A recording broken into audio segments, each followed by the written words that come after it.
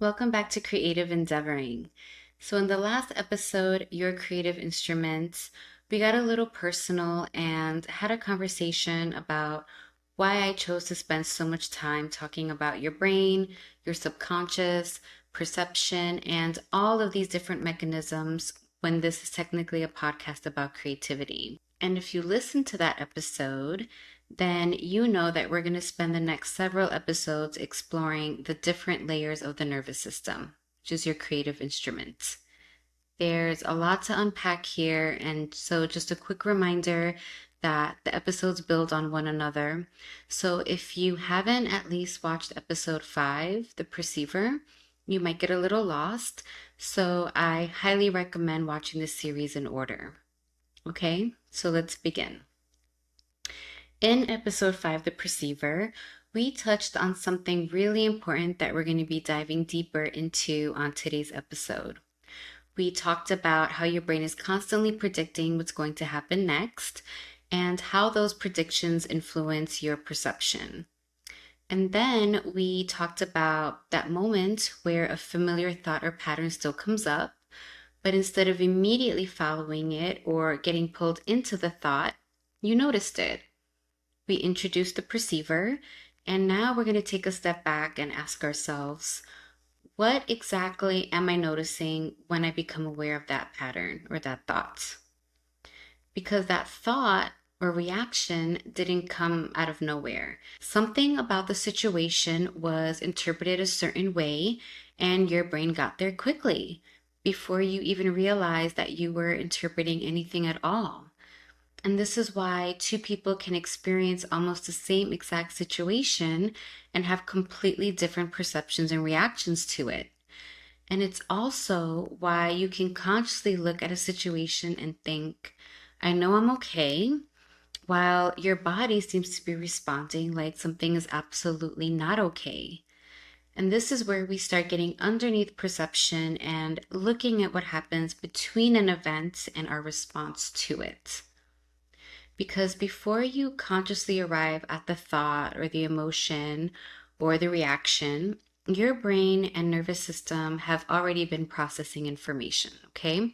They're drawing from memory, previous experiences, learned associations, and expectations to help interpret what's happening now and anticipating what might happen next. Remember, that's your prediction model at work. Also, we talked about your default state. You are not entering every new experience as a blank slate, right? You already have information. You have a history. You've had experiences. You've learned things about yourself and about other people and about the world. And some of those lessons were consciously taught to you, and some of them you developed because you experienced something enough times that your brain learned, like, okay, when this happens, this usually follows. And that's extremely useful.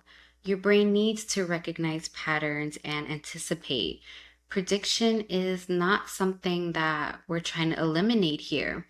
You wouldn't want to move through life having to consciously relearn the meaning of, every sound or facial expression, environment, or experience that you've encountered before. It's about understanding what information your brain is using to make that prediction and whether that information still applies to what's happening right now in the present moment. And that is where we get into the prediction loop. Now, obviously, your brain is way more complicated than the framework I'm about to give you.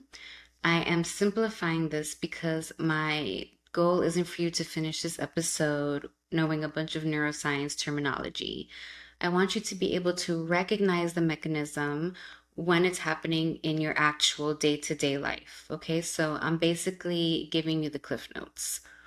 So when we're talking about perception, there are 3 pieces I want us to focus on throughout the whole episode: prediction, meaning, and safety assessment. Okay? Basically, your system is trying to figure out, what do I expect is happening or about to happen? What does this mean for me? And based on that interpretation, is there anything that I need to do to protect myself or respond to? Okay, so those three. And this is what makes the process so interesting because by the time you consciously recognize I'm anxious or I'm pissed or I knew that this was going to happen, your system has already been processing the information and forming an interpretation of what's happening. So, the thought or emotion you become aware of isn't necessarily the beginning of the process. It may actually be one of the first parts of the process you're conscious enough to notice. And that's why I want to take these three pieces: prediction, meaning, and safety assessment and look at how they work together. Okay, we're going to start with prediction. Let's use the same example I've been using in the previous episodes. Okay, you send somebody a text and they don't respond. Pretty simple example and super relatable, right? So at this point, if we're only looking at the information we actually have, there isn't much of a story here. You sent a message and you haven't received a response yet. That's it. But depending on your history and your relationship with that person, even your current emotional state and maybe what you've learned to expect from people, that exact silence can become a completely different experience. One person sends a text, puts their phone down, and doesn't think about it again. They assume the person's busy, they're not worried about it, and there's no trigger. Another person notices after an hour and starts wondering, why haven't they answered me? And now they're thinking about yesterday's conversation, thinking maybe they're upset with me. Now they're rereading the last text message, maybe checking Instagram to see if the person has been active. Meanwhile, this person could literally be walking around Target with their phone in their pockets. Nothing about the original event changed. The interpretation did. And this is what I mean when I say perception is not the event itself. Your brain is interpreting information, and that interpretation is influenced by information that existed before this moment ever happened. So let's look at the first part of that process: prediction. Okay.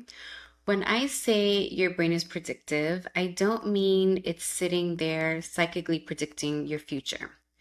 I mean that it's continuously using prior information or past information to help make sense of incoming information and anticipate what is likely to happen next. That's one of the ways the brain operates efficiently. Think about something as simple as driving. You're not consciously analyzing every single car around you from scratch. You've got your autopilot that we talked about assisting you, and you're also constantly anticipating movement based on previous experience. You see brake lights, and your brain already has an expectation about what might happen next. You see someone maybe drifting toward your lane and you might begin adjusting before they've actually crossed that line. Prediction helps you navigate the world. But now take that same basic ability to learn from previous experience and put it into something emotionally complicated like relationships. Let's say you grew up in an environment where a change in someone's tone mattered, right? Maybe you learned to pay very close attention to people's moods because being able to tell whether somebody was upset or not helped you know what kind of environment you were walking into. Or maybe you've been in a relationship where silence was used as punishment. When that person stopped talking to you, it meant something was wrong. Your brain learned from that. So now, years later, somebody's tone changes slightly or a text goes unanswered, and your system isn't receiving that information without context. It has previous information available that says, I've seen this before, I felt this. And that's where prediction gets really interesting because the brain can be responding to what's happening in the present and what the present resembles from the past. And this doesn't mean the prediction is irrational or that your brain is somehow working against you. In many cases, the prediction makes complete sense based on what you've experienced before. If your brain learned that something usually preceded a painful experience, Of course, it makes sense that it would become sensitive to that pattern. That's learning. But what made sense to predict then may not be an accurate prediction of what's happening right now in that moment, in the present. The person in front of you today may not be the person who taught you that pattern, or the situation you're in now can resemble something from your past without actually having the same outcome. And if we aren't aware that a prediction is happening, it's very easy for the expectation to feel like a fact, right? To feel real. And in the restoration method, I describe this as prediction being identity in motion. It means that eventually our predictions aren't only about what we expect other people to do or what we think is going to happen next. They're also connected to what we've learned to expect for ourselves based on who we've learned ourselves to be. So maybe somewhere along the way you learned that when you speak up, people get upset with you. So now speaking honestly may carry an expectation of conflict, even when the person you're speaking to has never given you a reason to have that expectation. Or maybe your experience taught you that when you depend on people, they disappoint you.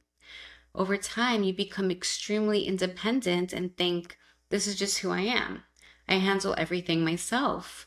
And maybe independence genuinely is part of who you are, but there can be also a prediction underneath that operating that says, if I depend on someone else, I'm probably going to be disappointed. Or maybe you've experienced enough instability that when things are going really well, part of you is already waiting for something to happen. So now even peace can start to feel a little suspicious because your brain has learned not to fully trust it. And I could totally relate to that last one because, like I told you in the last episode, I could literally solve a problem that hadn't even happened yet. I could be sitting in a perfectly fine present moment while mentally preparing for like three future emergencies. And at the time, I genuinely thought that was normal and that maybe I was just thinking ahead. And in some ways, that definitely served me, right? Like I said, it made me resourceful and independent and really good at handling problems when they actually did happen. But what I eventually had to recognize was that there's a difference between being prepared for life and constantly rehearsing danger before danger even exists. And that's an important distinction because when you've repeated a prediction long enough, it can stop feeling like something you're expecting and start feeling natural, like something you know to be true. And that's where prediction starts getting wrapped into identity and why becoming aware of a prediction matters. Because now we assign meaning. Okay, and this is the second part that I want you to understand because prediction and meaning are related, but they're not the same thing. Okay, so let's go back to the unanswered text message. Maybe the prediction is simply they're upset with me. But now you ask yourself, what would it mean to me if they were? And this is where the experience can become very personal. So for one person, somebody being upset with them means, okay, they're upset. We'll talk about it in person. Sometimes text messages get lost in translation. Okay, and then for somebody else, it immediately becomes, I did something wrong. And then underneath that, it could become, they're going to leave. I'm too much. People always do this to me. I'm not important. So now look how far we've traveled from the original information.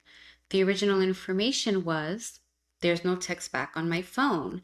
And now 5 minutes later, your internal experience is, nobody loves me. And I'm totally exaggerating the example because I want you to see the mechanism. But we do this all the time. Silence can mean peace to one person and rejection to another. Someone disagreeing with you can mean an interesting or vulnerable conversation, or it can feel like a threat to your identity. Someone's success can mean that's possible for me too, or it can mean I'm falling behind. The event itself doesn't arrive with all of those conclusions attached to it.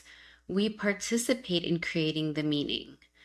And again, that meaning is influenced by our history, our self concept, our emotional memories, our expectations, and the narratives that we've repeatedly reinforced. And this is why perception matters so much to the work that we're doing, because the meaning you assign to something influences what becomes available to you next. Let's use the podcast as an example. Okay, if I launched Creative Endeavoring with the expectation that I was going to hit 1,000 views on the first day and instead I got 30, I could look at those 30 views and decide something went wrong. But instead, my interpretation could be, let's see how this unfolds, right? I can stay curious about it instead of immediately deciding what those numbers mean about me or the podcast. And curiosity leaves room for information. Maybe the messaging needs more work, or maybe people need more education around what I'm talking about, or I need to promote it differently or talk about it more. Maybe the audience just simply needs time to build. Or maybe it's literally day one and 30 people choosing to listen to something I created is actually a pretty great place to start. But imagine if I took those exact same 30 views and made them mean nobody cares what I have to say, or nobody wants what I'm creating, or this isn't going to work. The number never changed. The meaning I assigned to the number did. And now I'm not responding to information about how the podcast performed. I'm responding to what I've decided that performance is about me, my work, and potentially even what I believe is possible for me going forward. And this is where we start moving beyond prediction and meaning as something happening only in the mind, because once that interpretation begins to feel personal or threatening or connected to your identity, your body can respond to the meaning you've assigned to it. And that brings us directly into the nervous system. Because underneath prediction and meaning is the question, am I okay? And this is the third piece, safety assessment. Your nervous system is continuously taking in information from inside and outside of your body and helping you determine what requires attention and what kind of response may be needed. So if your brain predicts something negative and the meaning attached to that prediction feels significant or threatening enough, your body can begin responding before you've consciously reasoned your way through the entire situation. Your heart may start beating faster, your breathing can change, right? Your muscles tense up, your stomach can drop, your attention narrows around the perceived problem. And this is where the experience starts becoming very, very physical. Now you aren't just thinking, why didn't they answer me? You're feeling it. And once you feel that activation in your body, you'll start doing whatever you've historically learned helps you resolve, escape, or manage that feeling. So for some people, that means immediately trying to fix the situation, right? Sending another text message or over explaining, researching, controlling, looking for that reassurance. And then for others, it might look like getting angry and frustrated, maybe withdrawing or people pleasing or just completely shutting down. And sometimes you don't do anything externally at all. You're sitting there looking completely normal while internally you've already lived through like 12 different futures in 20 minutes. And this is where prediction becomes a loop, because now you're not just experiencing the original situation anymore. Your brain has made a prediction based on information it already has. You've interpreted what that prediction means for you, and your nervous system is responding to that interpretation.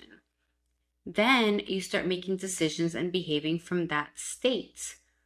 And this part is really important because whatever you do next becomes part of the experience too. Your response can affect the other person, it can change the situation, it can influence what you notice next or reinforce what you were already experiencing to begin with. So the prediction doesn't end when your nervous system responds to it. Your response can actually feed information right back into the prediction. And that's how the loop begins reinforcing itself. So let's say I carry an expectation that people eventually leave me. And now somebody I care about starts to seem a little distant from me.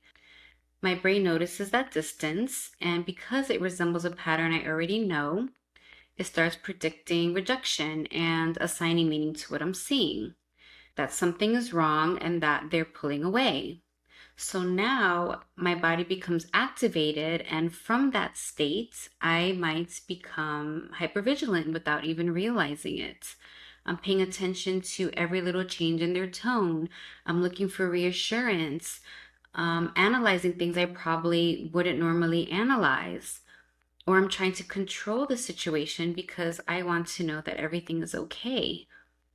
Or if my pattern is more avoidant, I might go in the complete opposite direction and start emotionally pulling away first, because somewhere underneath that response is essentially, if I disconnect before you can reject me, I don't have to sit in this vulnerability of waiting to see what happens. But now think about what happens next. The other person isn't only responding to whatever was happening between us originally anymore. They're also responding to the version of me that is responding to my prediction. So if I'm suddenly hypervigilant, needing constant reassurance, becoming controlling or emotionally withdrawing, that changes the dynamic between us. The other person could become frustrated with me or confused and eventually start creating more distance, which is exactly what I was afraid was going to happen in the first place. And now my brain gets to say, see, I knew it. People always leave. Except now I've had another experience that reinforces the original expectation, which makes that prediction even stronger and more available the next time I sense distance from somebody. That's the prediction loop. The prediction influenced how I interpreted the situation. The interpretation influenced the state I responded from. My response participated in what happened next, and what happened next became new information reinforcing the original prediction. But let me just say that this type of conversation can become very toxic very quickly if we turn it into the idea that you somehow create every bad thing that happens to you. Okay, you don't control other people and you don't control every circumstance that you're going to experience. There are systems that we're living within. Other people have their own systems. Random things happen. Life is life. You participate in your experience of reality. And this work is about becoming more conscious of how you're participating in what happens in you and through you. Okay, it also helps explain why you can consciously know that somebody's probably just busy and still feel anxious when they don't respond. You can know your partner isn't your ex and still notice yourself responding to something they did because it resembles an old dynamic. You can be financially okay and still feel your stomach drop when a bill comes because money has carried threat or uncertainty for you before. And this is where we can become really frustrated with ourselves because we're thinking, but I know better. I know this person isn't that person, and I know I'm capable, and I know that I'm okay. And yes, you do know that consciously, but conscious knowledge doesn't automatically erase everything that your system has previously learned. So I don't want you fighting your body or treating every protective response like it's this annoying flaw that you need to get rid of. I want you to become curious about what it's communicating to you, because your discomfort can give you information about what your system has learned to expect. Okay, that doesn't automatically make the prediction true. It means there's information there, because when you're completely inside the prediction loop, you usually don't experience it as, oh, interesting, my brain is currently making a prediction based on previous information right now. No, it feels like this is what is happening. They're rejecting me. This isn't going to work. I'm going to lose everything. I'm not capable of this. Or nobody cares what I have to say. And the perceiver gives you enough space to notice that there might be more happening here than the conclusion that your mind immediately arrived at. So instead of immediately deciding that the thought is bad and it needs to be replaced with a positive one, or going to the other extreme and assuming that every prediction you make must be wrong, you can become curious and ask yourself, what do I actually know right now? What actually happens? And what am I predicting from what happens? What meaning am I assigning to it? And what is my body responding to? And sometimes when you do that, you'll recognize that you're responding to an old expectation that really doesn't apply here anymore. Other times you'll become more aware and realize, like, no, something actually does feel off here. And there's information that I need to pay attention to.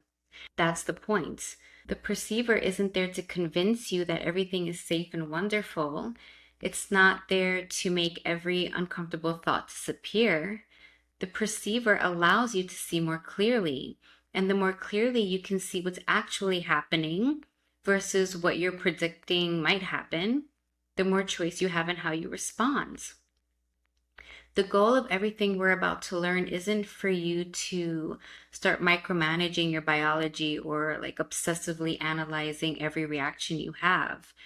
It is to become increasingly aware of the information that's influencing your state so that every familiar prediction doesn't automatically get to decide what happens next.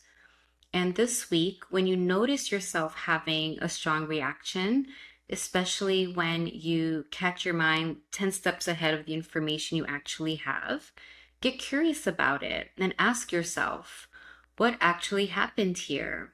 Or what am I predicting? What meaning am I giving to it? And what is my body responding to? You don't have to immediately fix anything.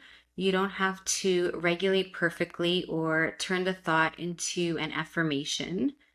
You just see it. Because when you look at everything we've been building throughout this podcast, awareness has been underneath all of it, right? Autopilot works automatically because you're not consciously choosing every pattern that's running. Your default state feels normal because it's familiar. And a prediction can feel like truth when you don't realize what you're predicting. But once you can actually perceive the pattern, you create space between the information you're receiving and what you do with that information. And that's where we're going to go next. Because now we've talked about prediction, meaning, and safety assessment. But we need to understand what actually happens inside the body when your system determines that something requires a survival response. Okay, we're going to get into why you might fight, flee, freeze, shut down, people please, overfunction, avoid, and why you can have access to imagination and curiosity and possibility in one state, while in the other state, it can feel like all those things completely disappear. Because like I told you in episode 6, your nervous system is your creative instrument. And now we're going to start learning its language. Take what resonates, leave behind what doesn't, and I'll see you in the next episode.